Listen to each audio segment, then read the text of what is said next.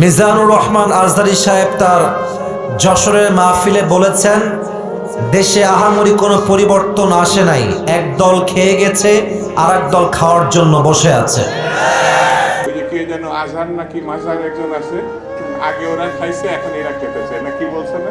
আপনারা বলেন উনি কি কথাটা ভুল বলেছেন না ঠিক বলেছেন? আপনারা বাঘের মতো আমাকে উত্তর দিবেন আওয়াজ করে। প্রিয় কলিজার টুকরা রংপুরের ভাইরা, আজহারী সাহেব কি কোনো দলের নাম উল্লেখ করেছিলেন? এই যে আস্তে কথা বললেন, কোন দলের নাম বলেছেন? কোন ব্যক্তির নাম মেনশন করেছেন? উনি জাস্ট বলেছেন এক দল খেয়ে গেছে আর এক দল খাওয়ার জন্য বসে আছে, এতেই কিছু লোকের গায়ে আগুন জ্বলে গেছে। আমরা কোনো দলের নাম উল্লেখ করি না। আচ্ছা, মনে করেন যে আজহারী সাহেব কোন দলের নাম উল্লেখ করেই ফেলেছেন, কোন দলের নাম এক্স্যাক্টলি মেনশন করেছেন, তো আমাদের কি জনগণ হিসেবে বাক স্বাধীনতা নেই? বলেন সবাই, আছে না নাই? যদি আমাদের বাক স্বাধীনতা কেউ কাটতে চায়, তাদেরকে আওয়ামী লীগের ইতিহাস মনে রাখতে হবে। যুবক ভাইরা, তো আমি দেখলাম একজন নেতা, তার নামটা আমি জাস্ট বলেই ফেলছি, ছোট্ট নাম বলছি, দুদু সাহেব। উনি বললেন কোথাকার কোন আজহারি মাঝহারি মিয়া, আজহারি কি মাঝহারি? এটা কি আপনাদের সস্তা মনে হয়?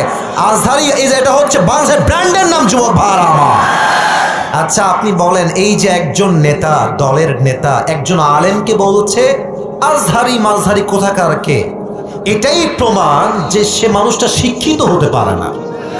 একজন শিক্ষিত মানুষ আলেমকে কথা বলবে পরিপূর্ণ শ্রদ্ধার সাথে, সম্মানের সাথে। রংপুরের ভাইরা আমার, আচ্ছা আপনি আমাকে বুঝায় বলেন, মনে করেন যে আজহারী সাহেব কোনো একটা কথা ভুলই বলেছেন, আমরা কারো অন্ধভক্ত নই, আমরা অন্ধভক্ত নই, ভুল হলে ভুল, ঠিক আছে, আপনি দ্বিমত পোষণ করবেন, এটার তো একটা আদব আছে, এটা সম্মান আছে। আপনি বলবেন যে আমাদের সকলের প্রিয় মিজানুর রহমান আজহারী সাহেব কথা বলেছেন, আমার মনে হয় ব্যাপারটা এরকম না হয়, এরকম হলে আরো ভালো হতো। আপনি রেসপেক্ট দিয়ে বলেন।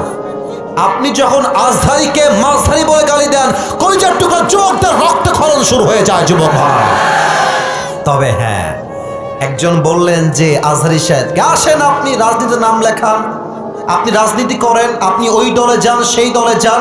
যশোরের মাহফিল আপনার ইউটিউবে আজকে সার্চ দিবেন, জুম করবেন যশোরের মাহফিলটা, ড্রোন ফুটেজ বা পেছনের ফুটেজ দেখবেন, যত মাহফিলে অডিয়েন্স এসেছে 95 যুবক ভাইরা সেই মাহফিলে এসেছিল।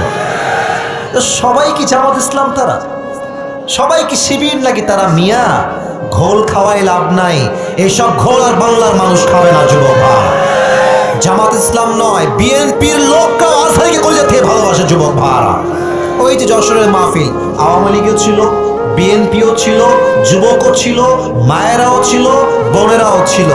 অতএব আমাদের ভালোবাসা দলের জন্য নয়, জামাতের জন্য নয়, কোন ব্যক্তির জন্য নয়, আমাদের ভালোবাসা একমাত্র কোরআনের ভালোবাসা, একমাত্র আল্লাহর জন্য ভালোবাসা। এটা আচ্ছা, যেই দলগুলো এভাবে আজহারীকে কটাক্ষ করছেন, এই যে 20 লাখ মানুষের সামনে কটাক্ষ করলেন, ওখানে কি সবাই আজহারীর ভক্ত না?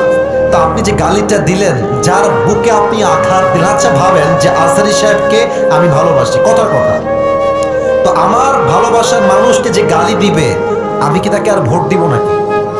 কথা বলেন, ভোট দিব নাকি?